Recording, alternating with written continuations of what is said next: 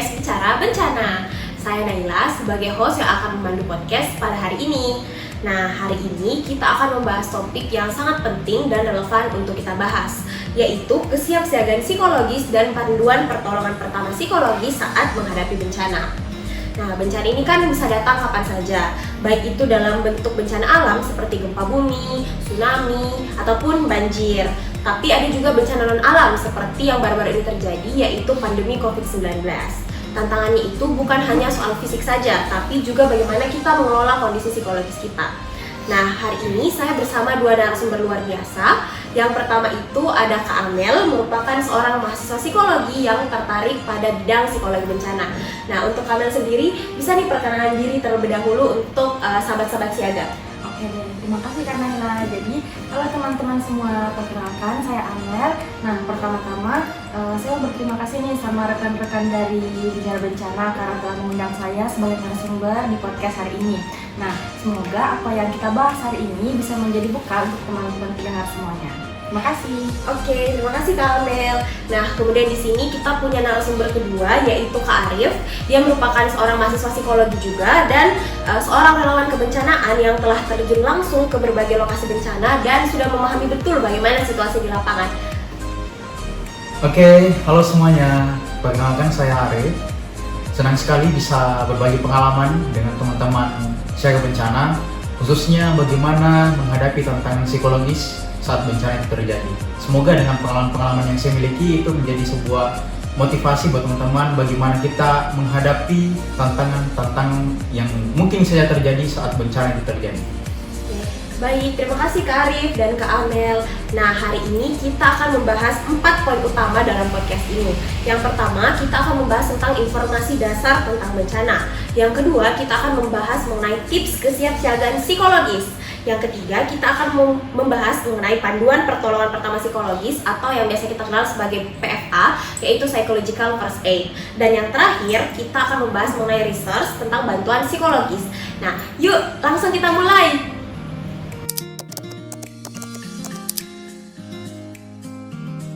Nah, oke sahabat siaga, yang pertama ini kita akan membahas mengenai apa itu bencana dan jenis-jenisnya. Nah, Kak Amel, boleh nggak dijelaskan lebih detail mengenai apa itu bencana dan jenis-jenisnya? Oke, boleh dong.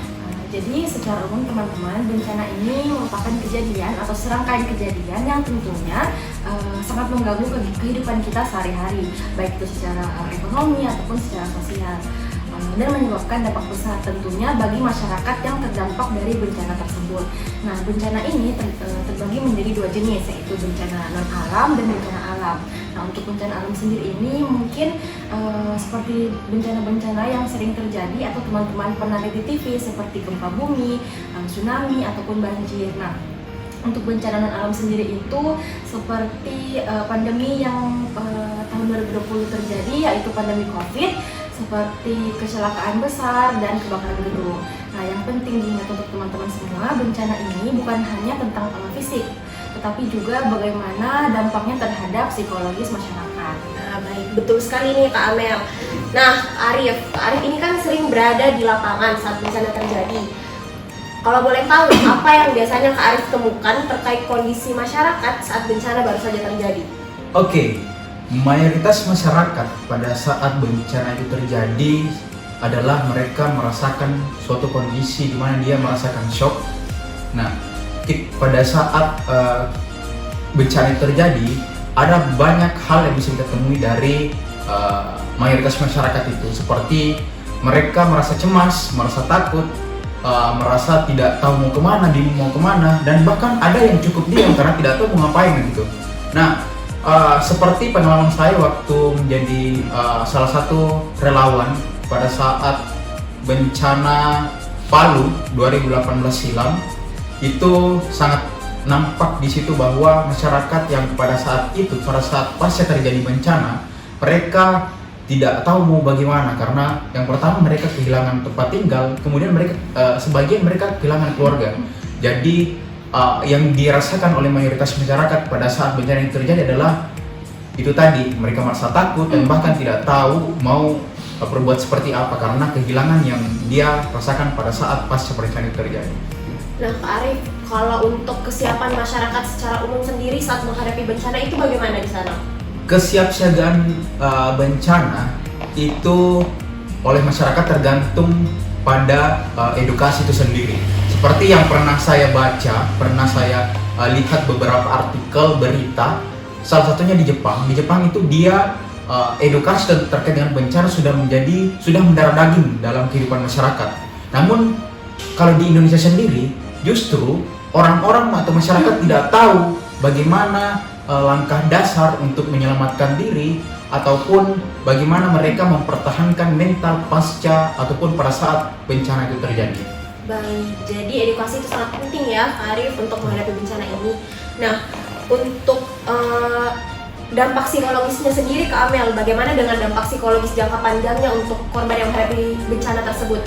Oke, untuk dampaknya sendiri itu bisa beragam ya teman-teman, bisa berupa trauma, gangguan kecemasan, bahkan PTSD atau post traumatic stress disorder. Nah, misalnya nih seseorang yang mungkin takut dengan mendengar suara ombak karena dia pernah mengalami bencana tsunami.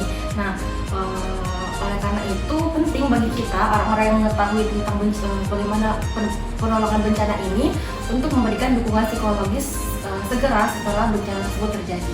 Baik, seperti itu. Oke, sedikit saya tambahkan. Jadi terkait dengan dampak, kalau dari pengalaman saya sendiri, pada saat pasca gempa di Palu di beberapa tahun silam, itu sangat nampak dampak yang terjadi adalah trauma. Trauma itu sangat kalau dilihat dari posko-posko relawan yang berdiri pada saat itu, orang-orang di dalamnya justru merasa sangat trauma karena dia tidak tahu bahwa pada saat itu suara gemuruh yang tiba-tiba datang itu menghantui dia sampai dengan pasca bencana itu. Jadi dari trauma itu akhirnya sampai sekarang peristiwa traumatik di gempa Palu menjadi sebuah momok bagi masyarakat karena sedikit saja dia mendengar suara-suara ombak ataupun suara-suara gemuruh dari air itu dia langsung merasa bahwa apakah ini terjadi tsunami atau tidak. Itu salah satu dampak yang sangat nampak terjadi di kalangan masyarakat Palu pada saat itu. Oke, baik. Jadi menurut Kak Arif dan Kak Amel sendiri, dampak yang paling terasa ataupun dampak jangka panjangnya untuk korban bencana itu yaitu PTSD sendiri ya? Betul. Baik.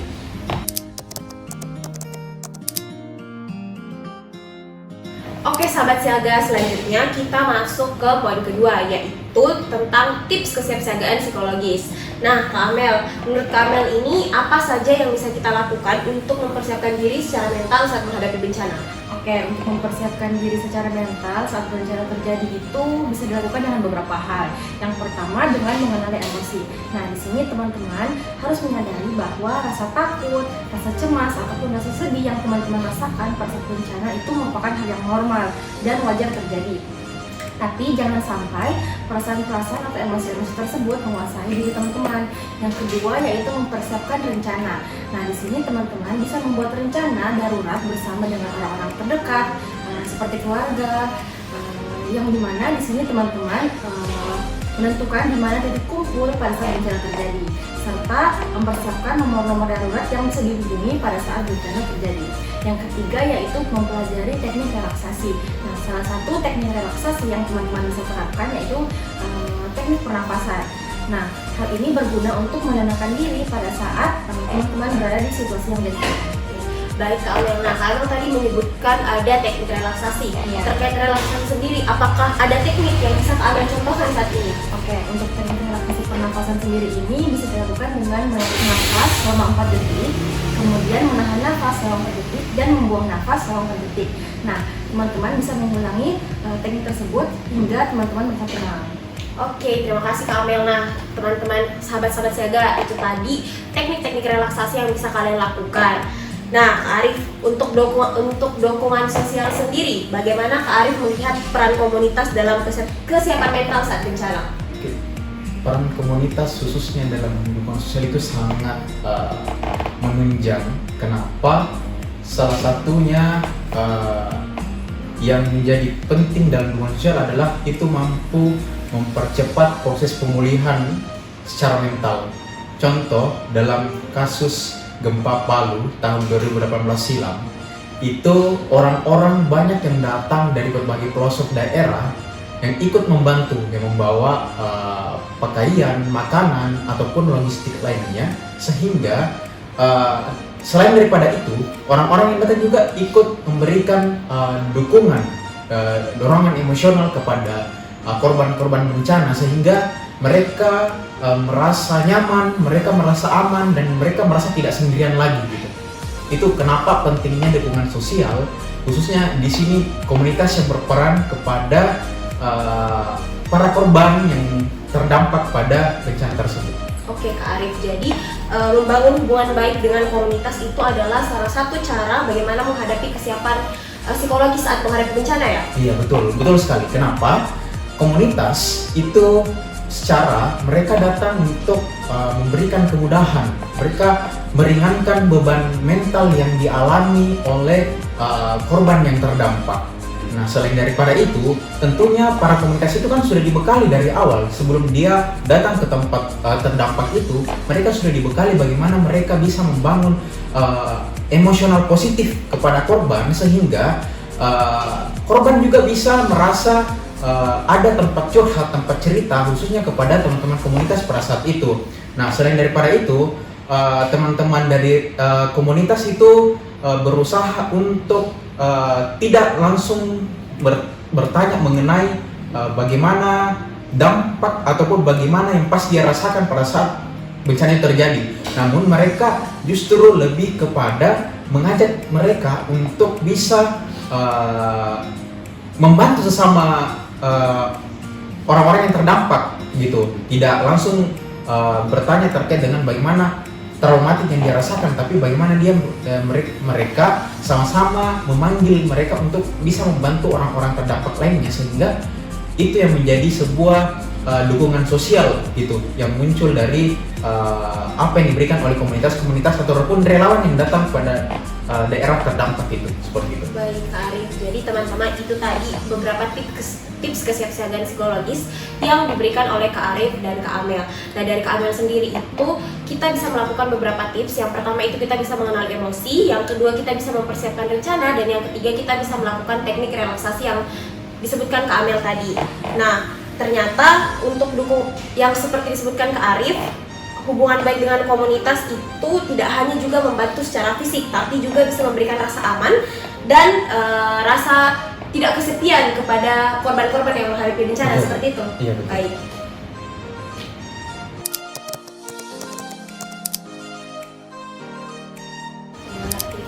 Oke sahabat siaga, sekarang kita akan membahas mengenai panduan pertolongan pertama psikologis atau yang lebih sering dikenal dengan PFK, yaitu Psychological First Aid.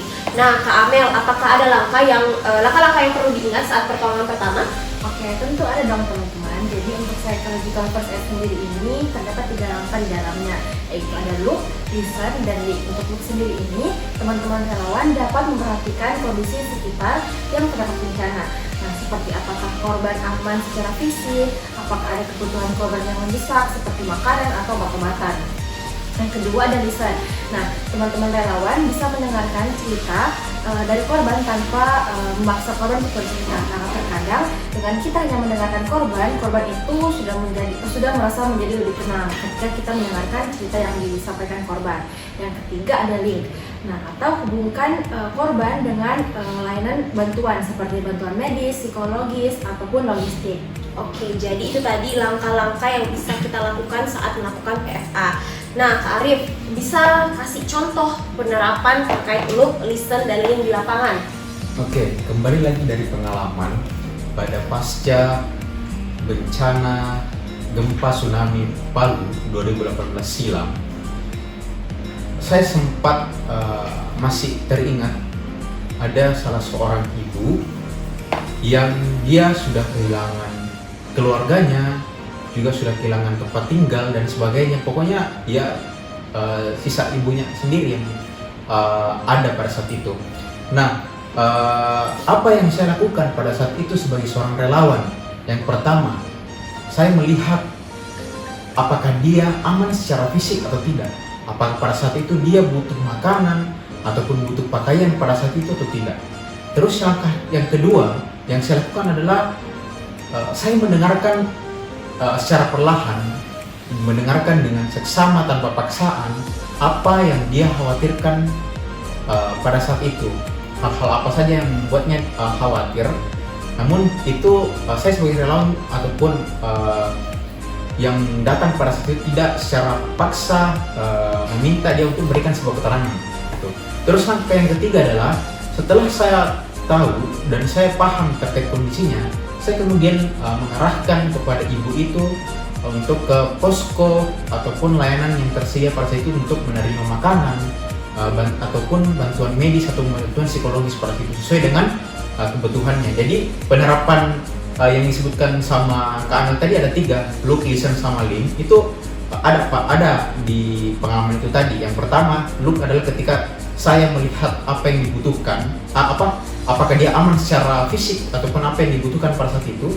Terus listen pada saat saya mendengarkan secara pelan-pelan kekhawatirannya. Terus yang ketiga, link adalah ketika saya mengarahkan si ibu atau korban itu untuk ke posko pelayanan untuk menerima layanan, baik itu makanan, pakaian, ataupun psikologis yang maksudnya apa yang pada saat ibu itu butuhkan gitu. Baik, jadi itu tadi contoh-contoh penerapan look, listen, dan link di lapangan yang sudah dilakukan oleh Kak Arif. Nah, Kak Arif, itu kan sederhana tapi efektif. Bagaimana jika korban menolak bantuan tersebut?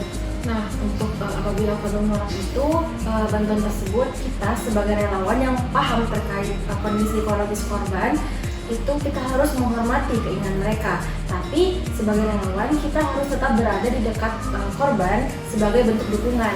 Karena terkadang mereka itu ingin bercerita, tapi hanya butuh waktu sebelum bercerita. Oke, jadi apabila korban menolak bantuan, kita tetap harus menghormati mereka, tapi kita harus tetap berada di dekat mereka ya, supaya mereka tetap merasa aman. Iya, betul sekali.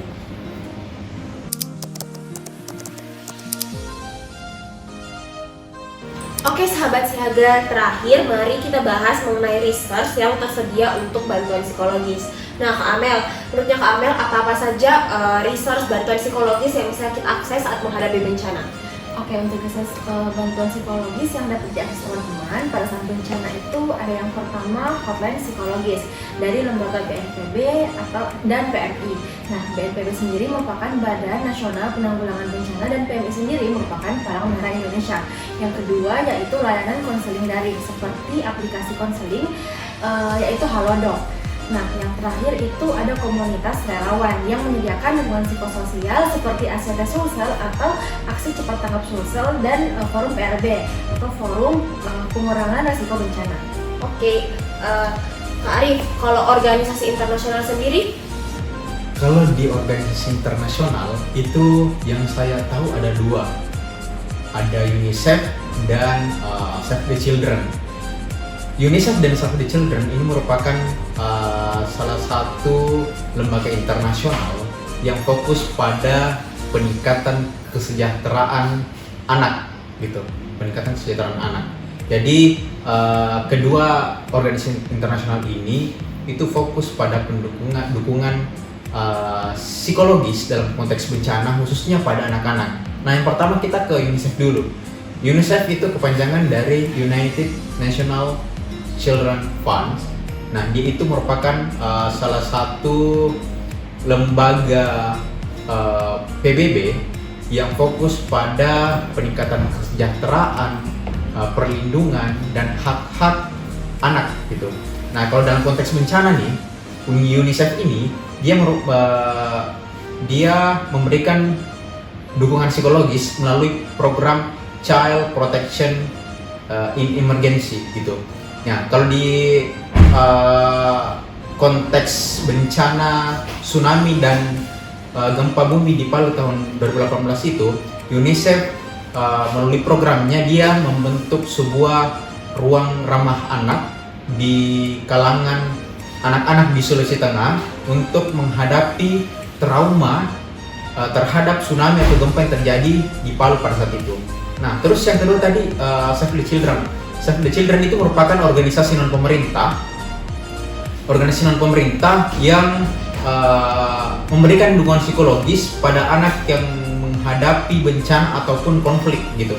Nah, jadi kalau di Save the Children itu dia menyediakan sebuah terapi kelompok salah satunya melalui kegiatan seni, permainan, ataupun kegiatan-kegiatan lainnya, sehingga anak-anak yang terdampak pada saat bencana itu, pasca bencana, itu mereka mendapat dukungan psikologis, dukungan sosial, sehingga tidak ada lagi anak-anak yang merasa bahwa kesepian, kehilangan orang tua, ataupun kehilangan harta benda dan tempat tinggal pada saat itu.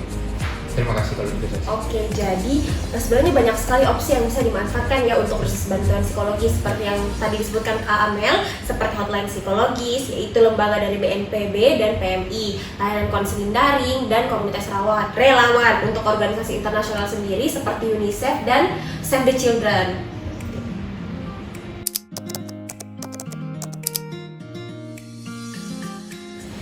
Oke sahabat siaga, itu tadi podcast yang sudah kita bahas mengenai topik kesiapsiagaan psikologis dan panduan pertolongan pertama psikologis saat menghadapi bencana. Nah, terima kasih banyak untuk Arif dan Kak Amel atas wawasan yang luar biasa. Semoga diskusi ini membantu kita semua bisa lebih siap untuk menghadapi bencana, baik secara fisik maupun secara mental. Nah, sebelum saya menutup podcast ini, di antara Kak Arif dan Kak Amel, siapa tahu ada yang mau memberikan closing statement kepada sahabat-sahabat siaga? Dari kami dulu mungkin. Silahkan. Oke, jadi pesan saya buat teman-teman sahabat siaga singkat. Kesiapsiagaan tidak hanya secara fisik, tetapi juga mental. Persiapkan diri dengan baik, kenali emosi Anda, dan jangan ragu untuk mencari dukungan psikologis ketika diperlukan. Kita tidak bisa mencegah bencana, tetapi kita bisa mempersiapkan diri untuk menghadapi bencana dengan lebih baik. Oke, terima kasih banyak Kak Amel. Dari Kak Arif sendiri? Ya, pesan saya sederhana. Saat bencana terjadi, itu ingatlah bahwa kita tidak sendirian. Nah, kita selalu bersama-sama, kita bisa saling menghadapi tantangan ini. Bagaimana kita berusaha untuk memanfaatkan sumber daya yang ada, kita harus bangun kekuatan dengan komunitas yang ada, dan juga selalu memprioritaskan keselamatan. Jangan pernah takut untuk meminta bantuan, karena itu adalah langkah pertama untuk menuju pada pemulihan. Oke, terima kasih banyak Kak Amel dan Kak Arif atas closing statement-nya. Nah, untuk sahabat-sahabat siaga, jangan lupa bagikan episode ini ke teman-teman dan keluarga agar lebih banyak orang bisa mendapatkan manfaat. Nah, sampai jumpa di episode berikutnya dan tetap siaga. Sampai jumpa.